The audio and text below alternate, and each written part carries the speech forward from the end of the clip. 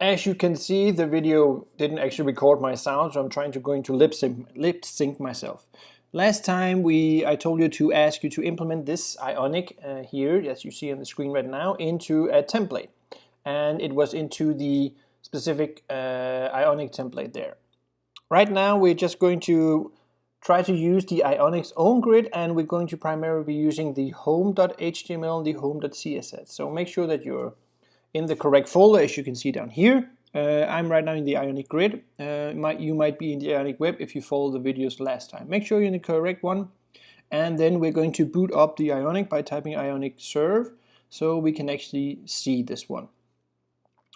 While this loads, we're going to be trying to create the responsive part of this, so creating the rows, and we're going to be creating the structure of this. So right now, as I can see it, we have 2 rows at the top, and we have, sorry, 1 row at the top, 1 row in the middle, and 1 row at the bottom, and then we have these columns in the center of this.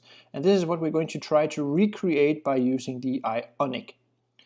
Back to our web storm, and let's start with the HTML part. We're going to just create an Ionic grid, and we're going to be using Emmet and quite a lot in these next few videos.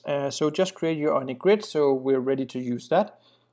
That won't do anything, but again, we just need to, here we have the first row, second row, and the bottom row. So we're going to create these 3 rows in our web storm. Once I hit this, there we go.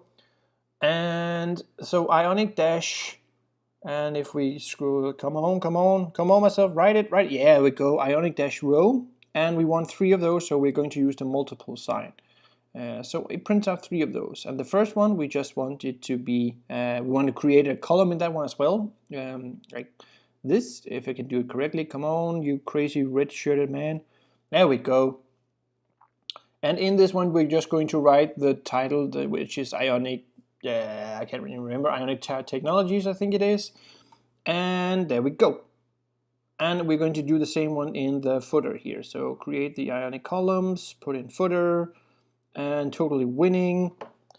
And then we're going to look at this folder structure here. We're going to create the 8 columns in our design.